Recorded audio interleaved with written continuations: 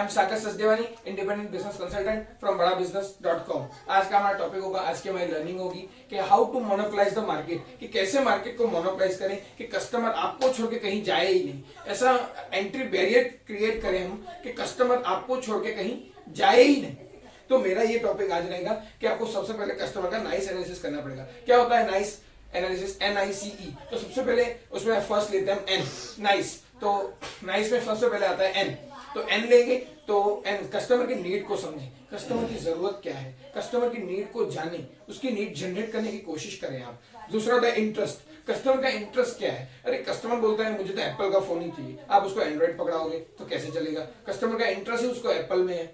और तीसरा मेरा पॉइंट है कंसर्न, कि आप कस्टमर से कंसर्न करिए, उस अपने प्रोडक्ट के बारे में कंसर्न करिए और उसकी लाइफ के बारे में भी जानिए कि उसकी इंटरेस्ट क्या है, उसके बाद कंसर्न करिए। फिर आता है एक्सपेक्टेशन, तो कस्टमर की एक्सपेक्टेशन होनी चाहिए कि क्या ये एंटरप्रेन्योर या ये कोई भी बिजनेस हो आपका, तो क्या ये मेरी एक्सपेक्टेशन को फुलफिल करेगा, जो मैंने उम्मीदें इस व्यापारी से लगाई है, क्या वो मुझे वो प्रोडक्ट या वो सर्विस दे पाएगा। तो ये होता है नाइस एनालिसिस। तो अभी आगे चलते हैं, आगे का मेरा पॉइंट है कि how to monopolise the market. सबसे पहले इंटेलेक्चुअल प्रॉपर्टी राइट्स। तो इंटेलेक्चुअल प्रॉपर्टी राइट्स में क्या होता है मेरे दोस्तों, कि जैसे कि माइक्रोसॉफ्ट कंपनी है, आज की तारीख में भी माइक्रोसॉफ्ट का कोई कंपटीटर नहीं है। जैसे एप्पल का iOS हो गया ऑपरेटिंग सिस्टम, और एंड्रॉइड का अपना ऑपरेटिंग सिस्टम है, राइट। और माइक्रोसॉफ्ट मोस्ट ऑफ हमारे लैपटॉप में विंडोज ही यूज करते हैं, विंडोज ही प्रेफर करते हैं। तो माइक्रोसॉफ्ट ने अपने, माइक्रोसॉफ्ट हो गया, एप्पल का iOS हो गया या एंड्रॉइड, अपने अपने उन्होंने इंटेलेक्चुअल प्रॉपर्टी राइट्स अपने बना दिए ताकि उनको कोई मार्केट में डिफीट ना कर सके और मार्केट को मोनोपोलाइज वो अच्छे से कर रहे हैं।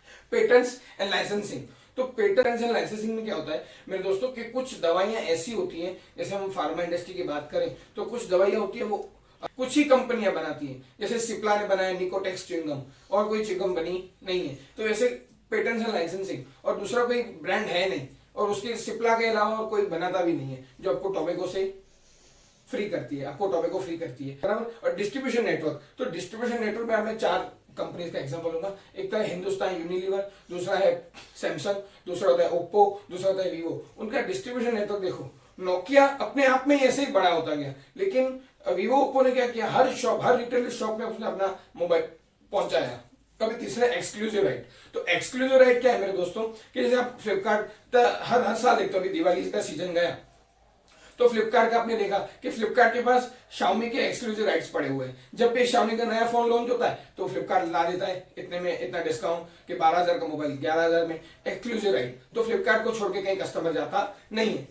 अभी मेरा अगला पॉइंट है ब्रांड इक्विटी। तो ब्रांड इक्विटी क्या है, जैसे अमूल का आपने सुना होगा, अमूल दूध पीता है इंडिया, अमूल के आज के टक्कर में कोई नहीं है। अमूल की टक्कर में आज कोई कंपनी है, मदर डेयरी हो या कोई भी और कंपनी, वाडीलाल हो, वैसा ना अमूल जैसा प्रोडक्ट बना पाया है ना बना पाएगा। तो अमूल का ब्रांड ट्रस्ट, कि अमूल है तो सब है, अमूल है तो अमूल दूध पीता है इंडिया, आपने सबने देखा है टीवी पे भी, और अमूल का दूध सभी लोग यूज करते हैं, हमारे घर में भी यही यूज होता है। और दूसरा है मेरा नेशनल सेंटीमेंट। तो नेशनल सेंटीमेंट क्या है कि अभी हमारे बाबा रामदेव पतंजलि, तो वो क्या करते हैं, स्वदेशी अपनाओ स्वदेशी खाओ, देश की भावना। तो कस्टमर, अरे हाँ मेरे देश की प्रोडक्ट है, मेरे देश में ही बनती है तो मैं इसको ही यूज करूंगा। जैसे दंत कांति हम भी यूज करते हैं, आप भी यूज करते हो, तो जैसे ये स्वदेशी भावना है कि हम दंत कांति यूज करें। तो ये देखो।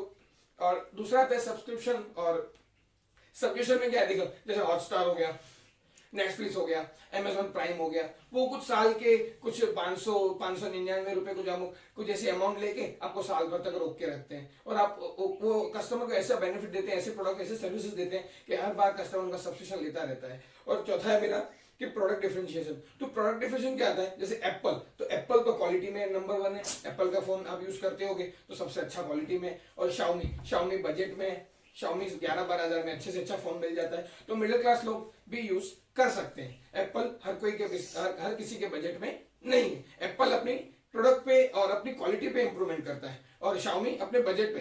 कस्टमर का बजट क्या है, मिडिल क्लास आदमी का बजट क्या है, 11-12 हजार वाला स्मार्टफोन चाहिए, उसमें फीचर अच्छे चाहिए, तो शाओमी ने क्रिएट कर दिया।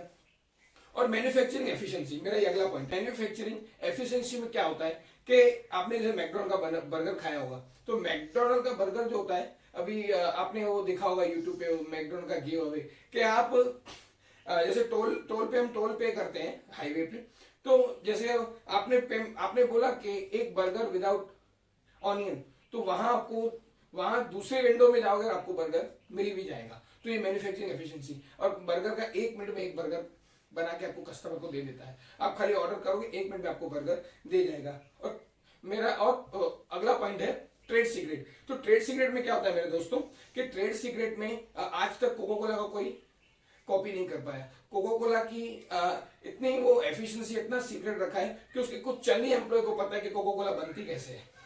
ये हो गया। और दूसरा है कि कूपन। तो आप क्या करते हैं, अभी जैसे मैंने मेरे नजदीक सा एक रेस्टोरेंट है, तो वो रेस्टोरेंट में एक बार मैं खाना खाने गया, तो वो एक्चुअली फ्रेंचाइजी ओनर था। उसने बोला कि आप पहली बार हमारे यहाँ पे लंच या डिनर करोगे तो आपको 10% कूपन मिलेगा अगली बार जब आओगे तब।